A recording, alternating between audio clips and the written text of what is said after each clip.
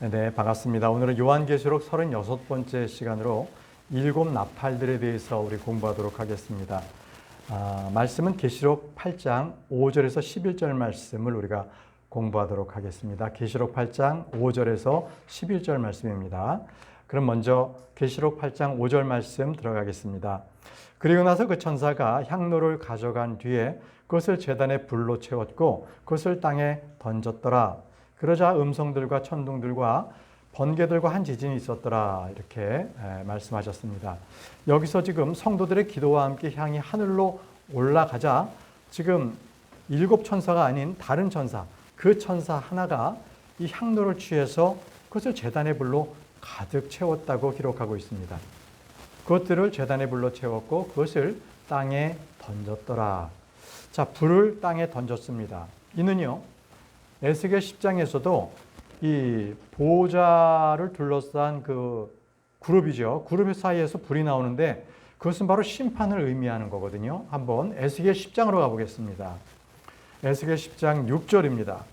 그리고 이러한 일이 있었으니 그분께서 암압으로 옷 입혀진 사람에게 명령하시며 말씀하시기를 바퀴들 사이에서부터 그룹들 사이에서부터 불을 취하라 하셨느니라. 그때 그가 들어가서 바퀴들 옆에 섰더라 했습니다. 바퀴들 사이, 그러니까 그룹들 사이에서 불을 취하라고 말씀하셨습니다. 우리 주님께서 재림하실 때는요, 이 불로 세상을 심판하실 겁니다. 에스겔 38장 22절 보시면요.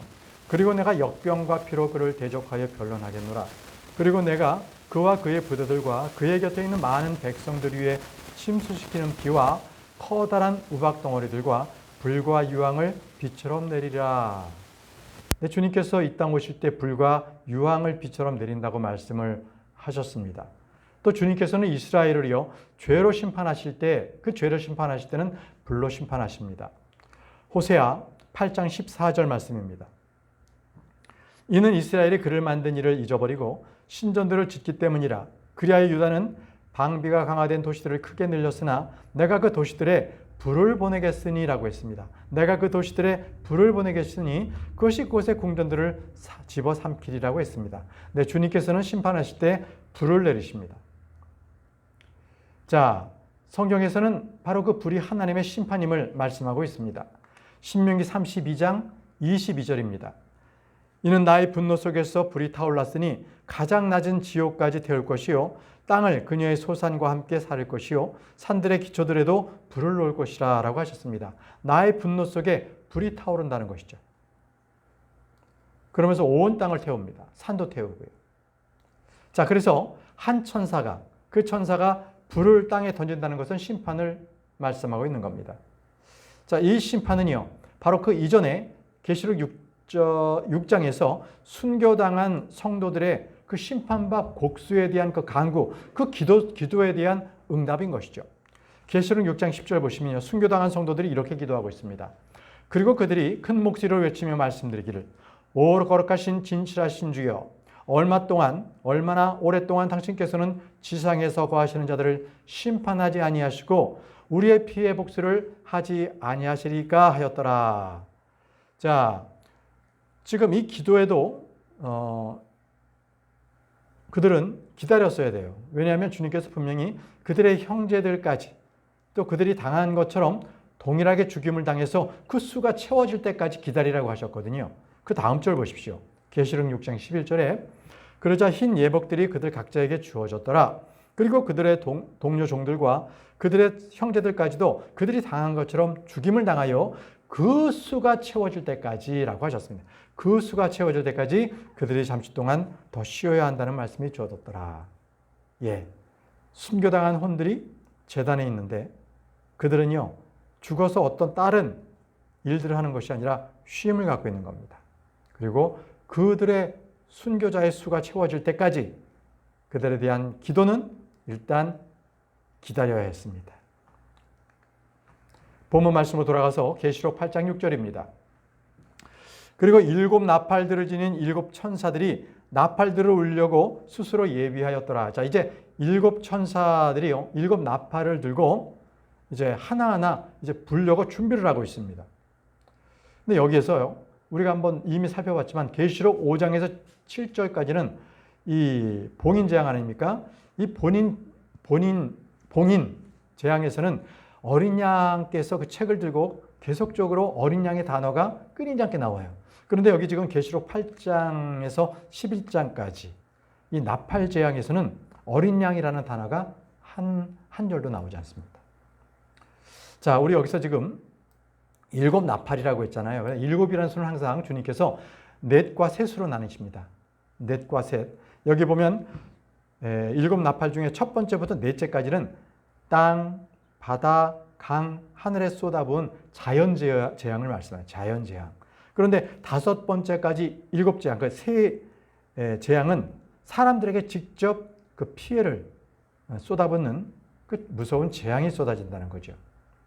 그래서 이 주님께서는요, 이 봉인 재앙에서 보여줬던 그 재앙들을 다시 한번 나팔 재앙을 통해서 더 뚜렷하게 그 일이 어떻게 일어날 것인가를 이 땅에 있을 일들을 자세하게 기록을 해 놓고 계십니다. 자, 첫 번째 넷이 부어지는 그 재앙은 어떠한 장소에 이렇게 부어지는 거고요. 뒤에 그 셋은 사람들에게 쏟아지는 또 재앙입니다. 또 처음에 넷은 어떤 물질적인 손상을 가하지만 뒤에 있는 셋은 사람에게 주는 그 고통을 말합니다. 그리고 첫 번째 네 개의 재앙은 어떤 생명의 부산물들에게 주어지는 것들이지만 뒤에 세 나팔은 생명 그 자체를 멸망하는 그러한 재앙인 것입니다. 그리고 또 이 봉인 재앙에서요, 첫 번째부터 여섯 가지 이 봉인 재앙은 다 땅과 관련되어 있었고요. 일곱째 재앙 때에 하늘에 관련되는 것이었습니다. 일곱째 재앙은. 나팔 재앙도 똑같았어요. 이 여섯째 나팔까지는 땅과 관련되어 있고요. 일곱 번째 나팔을 불 때 하늘이 나옵니다. 하늘이. 이건 봉인 재앙이나 나팔 재앙이나 똑같이 그런 형태를 띠고 있는데요. 자, 일곱째 천사가 나팔을 불자 요한은 바로 하늘에서 24장로들과 하늘의 성전이 열리는 것을 기록하고 있었습니다.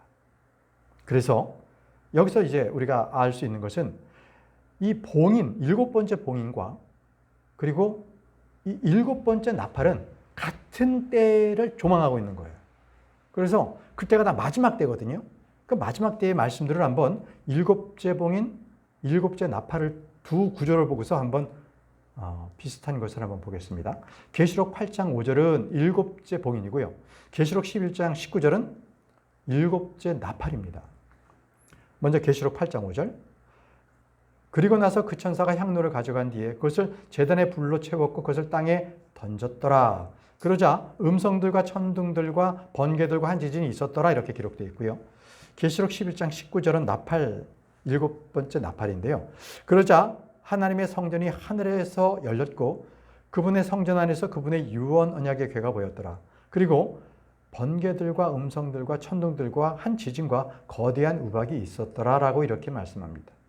그렇기 때문에 계시록 8장 5절의 일곱 봉인과 계시록 11장 19절의 나팔 재앙은 동일한 관점, 동일한 사건을 다른 관점에서 지금 기록을 하고 있는 것입니다. 그렇기 때문에 중간에 주님께서 다 이루었다라고 말씀하시는 또다시 재앙이 나오잖아요. 그것은 바로 그 재앙은 다른 관점에서 그 재앙을 조망했기 때문에 그렇습니다. 자, 그래서 여기 마찬가지로 계시록 11장 19절은 일곱 번째 나팔 재앙인데 일곱 번째 호리병 재앙이 또 나중에 있잖아요. 그것 역시 대환란의 끝을 말씀한다는 거죠. 대환란의 끝. 보세요. 계시록 16장 17절에서 18절은 호리병, 일곱째 호리병이거든요. 그것도 같은 때를 얘기합니다. 다음으로 일곱째 천사가 그 호리병을 대기 중에 쏟아 부었더라. 그러자 하늘의 성전에서 커다란 음성이 그 보좌로부터 나왔으니 말씀하시기를 다 이루어졌다 하셨느라. 다 이루어졌다라는 것은 바로 호리병, 나팔, 그리고 봉인 이 모든 것들이 한 사건이라는 거예요. 그리고 주님께서 다 이루어졌다는 거예요. 다 이루어졌다. 그러자 음성들과 천둥들과 번개들이 있었더라. 그리고 커다란 지진 하나가 있었으니 사람들이 땅 위에 존재한 이래로 그토록 막강하고 그토록 커다란 그와 같은 지진이 없었다라고 했습니다. 자, 여기서 우리가 또 한번 우리가 알아야 될 것은 뭐냐면 나팔 재앙에서도 앞부분에 4개의 그 재앙은 자연 재앙이었어요. 다시 말씀드리면 그 4재앙은 대환란 전 3년 반을 얘기합니다. 전 3년 반. 이때는요, 14만 4천 명의 인장받은 자들이 활동하는 때인데 이들은 어떠한 해도 받지 않습니다. 보호받아요. 14만 4천이. 자, 여기까지 해서 우리가 그동안에 이 봉인 재앙, 그리고 이렇게 나팔 재앙과 연관해서 우리가 알아봤고요. 이제부터는 나팔 재앙을 한번 하나하나 들어가서 말씀을 보도록 하겠습니다. 자, 첫 번째 나팔 재앙입니다. 계시록 8장 7절. 첫째 천사가 나팔을 울렸더니 그가 피가 섞인 우박과 불이 뒤따랐고 그것들이 땅 위에 던져졌더라. 그리고 나무들의 3분의 1이 타버렸고 모든 푸른 풀이 타버렸더라라고 되어 있습니다. 자, 피가 섞인 우박과 불이 뒤따랐고 그것들이 땅 위에 던져졌다라고 했죠. 근데 이 말씀 역시 구약에서 예언이 됐다는 겁니다. 요엘서 2장 30절입니다. 요엘서 2장 30절에 그리하여 내가 하늘들 가운데서와 땅 가운데서 이적들을 보이겠으니 곧 피와 불과 연기의 기둥들이라 라고 하셨습니다. 자, 이 출애굽 때도 말이죠. 이 우박과 불이 내렸습니다. 출애굽 9장 24절에 보면 그렇게 하여 매우 끔찍한 우박이 섞인 불이 있었으니 이집트가 민족이 된 이래로 이집트 전역에 그것과 동일한 그와 같은 것이 전혀 없었더라라고 합니다. 끔찍한 우박과 우박이 섞인 불이라고 했습니다. 자, 이것이 바로 첫 번째 나팔 재앙이고요. 다음은 두 번째 나팔 재앙으로 넘어가 보겠습니다. 계시록 8장 8절에서 9절입니다. 다음으로 둘째 천사가 나팔을 울렸더니 불에 타오르는 거대한 산 같은 것이 바닷속에 던져졌더라. 그리하여 바다의 3분의 1이 피가 되었더라. 그리고 바닷속에 있었고 생명을 가졌던 창조물들의 3분의 1이 죽었더라. 또한 선박들의 3분의 1이 파괴되었다라고 합니다. 자, 두 번째 나팔은요, 이 거대한 산 같은 것들이, 그러니까 산이 바닷속에 던져졌다는 거예요. 대환란 때는 산이 불탑니다. 그리고 그것들이 바다에 던져져요. 시편 46편 2절 보시면요. 그러므로 우리는 두려워하지 아니하리니 땅이 옮겨질지라도 산이 바다 한가운데로 이동될지라도 라고 합니다. 주를 믿는 자들은 대환란 때에 이 환란 성도들은 두려워할 필요가 없습니다. 어떠한 자연재해가 있더라도 주님께서 그들을 이미 구출을 해 주실 것이기 때문에 두려워할 필요가 없다는 겁니다. 이 시편 46편은요. 주님의 재림을 다루고 있는 그런 시편입니다. 그래서 에스겔서도 보게 되면 마지막 때에는 산들이 무너진다고 예언을 해놓고 있습니다. 에스겔 38장 19절에서 20절 말씀입니다. 이는 내가 나의 질투 속에서 나의 진노의 불 가운데 말하였기 때문이라. 반드시 그날에 이스라엘 지역에 엄청난 떨림이 있으리라. 그렇게 하여 바다의 물고기들과 하늘의 날짐승들과 들짐승과 땅 위에 기어다니는 모든 기는 것들과 땅의 표면들 위에 있는 모든 사람들이 나의 면전에서 요동칠 것이요. 산들이 무너질 것이요. 가파른 곳이 쓰러질 것이요. 모든 성벽마다 땅바닥으로 쓰러지리라. 이렇게 말씀하셨습니다. 마지막 때는 산들이 무너집니다. 자, 또 미가서 1장 4절 말씀 보면요. 그리하여 산들은 그분 아래에서 녹아내릴 것이요. 골짜기들은 갈라진 틈이 될 것이요. 불 앞에 밀초같이 가파른 곳에서 쏟아지는 물들같이 되리라. 이렇게 하셨습니다. 산들이 아예 다 녹아서 내린 그겁니다. 주님께서 강림하실 때 이러한 현상들이 나타나는 거예요. 바로 주님께서 산들을 바다로 던지는 것은 주님께서 행하신 일입니다. 성경엔 여러 곳에서 주님의 재림 때에 산들이 진동하고 녹아내린다는 것을 곳곳에서 예언을 하고 있습니다. 나홈 1장 5절 말씀입니다. 산들이 그분 앞에서 진동하고 언덕들이 녹아내리며 땅이 그분의 면전에서 불타는도다. 진정 세상과 그 안에 거하는 모든 것들이 그러하도다라고 말씀하셨습니다. 자, 산들이 그분 앞에서 진동하고요. 언덕들이 녹아내리는 바로 주님의 재림의 때를 말씀하고 있는 겁니다. 욥기도 보십시오. 욥기도 이렇게 기록했습니다. 욥기 9장 5절에 그분께서 산들을 옮기셔도 그들은 모르는도다. 그분께서 자신의 분노 가운데 그들을 뒤집으시는도다라고 했습니다. 산을 옮기시는 분 우리 주님이십니다. 주님의 재림 때에 산들을 바다로 옮기실 겁니다. 자, 이제 다시 본문으로 돌아가서 계시록 8장 8절에서 9절 말씀 둘째 천사 나팔을 다시 한번 보겠습니다. 자, 그 말씀에는 바다의 3분의 1이 피가 되었다고 합니다. 산 같은 것이 바다에 던져졌고 그리고 바다의 3분의 1이 피가 되었다고 합니다. 자, 바다가 피가 된 것, 이것은 출애굽 때 모든 물들이 피가 된 기적이 있었습니다. 출애굽기 7장 20절에 그리하여 모세와 아론이 주께서 명령하신 대로 그렇게 행하였으니 그가 파라오의 목전과 그의 종들의 목전에서 막대기를 들어올려 강에 있던 물들을 쳤더라. 이에 강에 있던 모든 물들이 피로 변하였더라라고 했습니다. 가지고 있던 막대기를 강을 쳤더니 그 강에 있던 물들이 다 피로 변하고 물들이 피로 되니까 모든 물고기가 강에 있던 물고기가 다 죽습니다. 네, 산소 공급이 안 된 거죠. 자, 시편도 보십시오. 시편 105편 29절에도 주님께서 여전히 말씀하십니다. 그분께서 그들의 물들을 피로 바꾸셨고 그들의 물고기를 도살하셨도다라고 했습니다. 자, 물을 피로 바꾸시는 하나님이십니다. 또 시편 78편을 보겠습니다. 78편 44절입니다. 그들이 마실 수 없도록 그들의 강들과 그들의 큰 물들을 피로 바꾸셨도다라고 하셨습니다.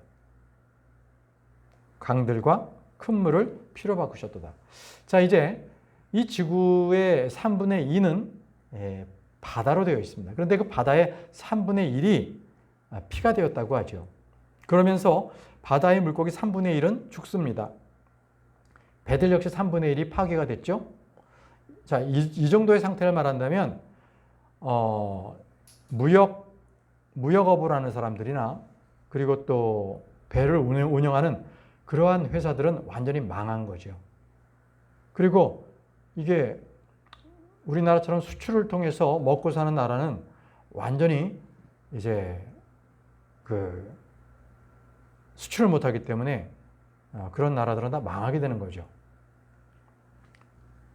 이제 세 번째 나팔로 넘어가겠습니다. 세 번째 나팔장으로 한번 보겠습니다. 계시록 8장 10절에서 11절입니다. 계시록 8장 10절에서 11절 세 번째 나팔장입니다. 다음으로 셋째 천사가 나팔을 불었더니 하늘로부터 커다란 별 하나가 떨어졌는데 등불처럼 타오르며 그것이 강들의 3분의 1과 물들의 원천들에 떨어졌더라. 그런데 그 별의 이름은 쑥이라고 불렀으며 물들의 3분의 1이 쑥이 되었더라. 그러자 많은 사람들이 물들로 인하여 죽었으니 그것들이 쓰게 된 까닭이라고 했습니다. 그것들이 쓰게 된 까닭이다. 자, 여기서 말씀 보시면은 별 하나가 떨어졌는데 등불처럼 타오른다고 했습니다. 자, 이것은 뭐 작게 떨어지는 유성이나 이런 것들이 아니라 그대로 별 자체가 떨어진다고 기록합니다. 그래서 많은 천문학자들은 예측을 하죠. 마지막 때에 곧 그 별이 한번 떨어지게 되면, 이 지구상에 별이 떨어지게 되면 그것은 핵무기의 수백 개, 수천 개보다 더 엄청난 파괴력을 가지고 있다. 아마 인류의 장이 그것이 아니겠는가? 종말을 그들은 예측하기도 합니다. 자, 계시록 8장에서는요. 실제로 문자 그대로 이것이 이루어지는 때입니다. 마지막 때가 그렇습니다. 근데 주님께서는 그 별의 이름까지도 기록하셨어요. 그 별의 이름은 쑥입니다. 쑥. 성경은요, 별들의 이름을 가지고 있다고 말씀하고 있습니다. 별들에도 다 자기들의 이름이 있습니다. 시편 147편 4절에 그분께서 별들의 수를 세시는도다. 그분께서 별들을 모두 그것들의 이름들을 부르시는도다. 모든 별은요, 이름이 있다는 거예요. 우리 사람의 눈에는 보이지 않는 별들까지도 진짜 수십억 개, 그 이상의 별들이 있는데 그 별들마다 다 주님께서는 각자의 이름을 부르신다는 거예요. 자, 이 셋째 별 자체 이름이 쑥이라고 했습니다. 저도 어렸을 때요, 약에 쓴다고 해서 쑥을 이렇게 캐러 뭐 불광동 같은데 이런 데 갔어요. 가서 그런 하천 주변에서 이렇게 뚝에서 쑥을 이렇게 캐기도 했는데, 우리는 그냥 보통 그거는 쑥을 해서 뭐 쑥떡도 먹고 그렇잖아요. 약으로도 좀 쓰고. 그런데 성경에서의 쑥은요, 독입니다. 독. 죽음을 말하는 거예요. 죽음이라고. 성경에서 말하는 쑥에 대해서 잠깐만 알아보겠습니다. 신명기 29장 18절입니다. 신명기 29장 18절. 이는 그날에 우리 하나님께로부터 자기 마음이 돌아서서 이 민족들의 신들을 섬기려고 하는 남자나 여자나 족속이나 지파가 너희 가운데 없어지게 하려 함이니 너희 가운데 지독히 쓴 것과 쑥을 내는 뿌리가 하나도 없게 하려 함이라고 했습니다. 지독히 쓴 것, 그것은 쑥입니다.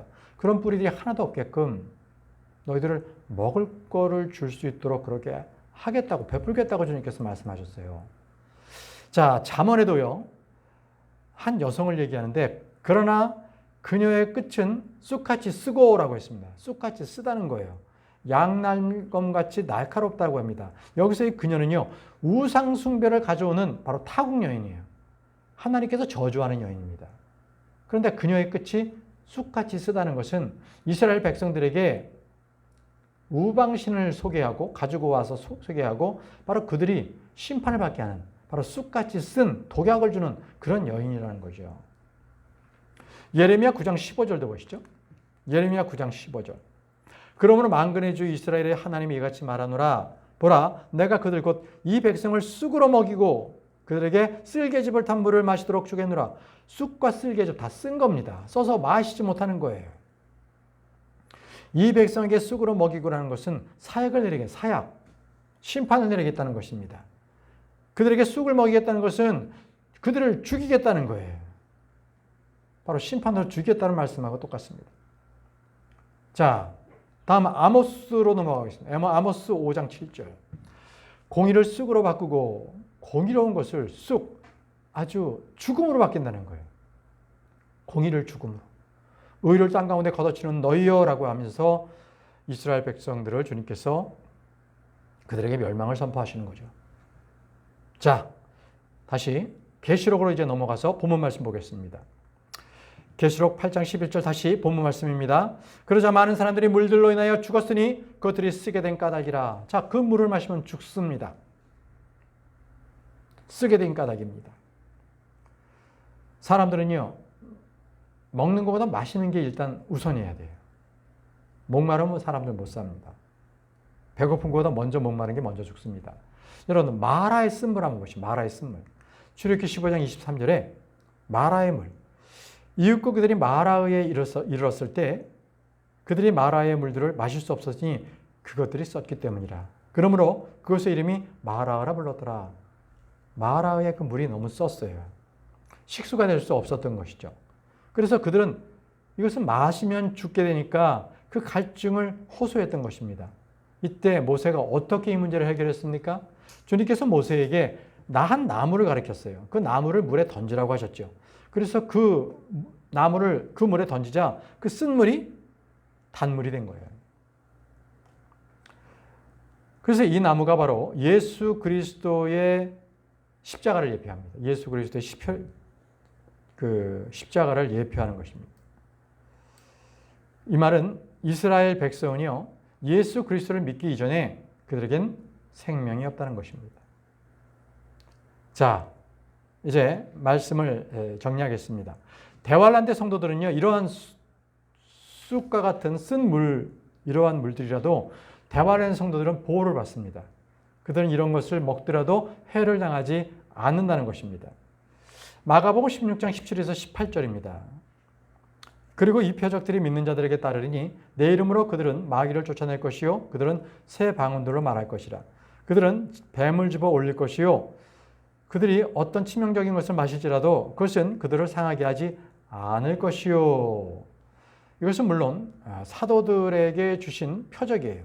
그래서 주님께서는 이건 역시 마지막 때에 이제 환난 성도들에게도 동일하게 어떤 치명적인 것들을 마실지라도 그들을 상하지 않도록 그들을 보호해 주십니다. 환난 성도들은요, 마지막 때에 주님께서 베푸신 이적과 기적을 많이 그들은 체험할 거예요. 적그리스도가 그들을 잡아 죽이려고 할 때 그들은 큰 날개에 힘입어서 그들은 광야로 다 탈출하게 되는 거고, 또 남은 자들도 있지만 그들 역시도 계속적으로 이 짐승의 표를 안고 받지 않고 끝까지 지키는 자들도 있습니다. 그들은 그러면서 많은 그 기적과 이적을 체험하게 되는 거죠. 자, 오늘은 넷째 나팔 재앙까지 우리가 공부했습니다.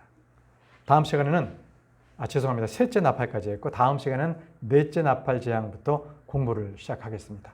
우리 기도하고 마치겠습니다.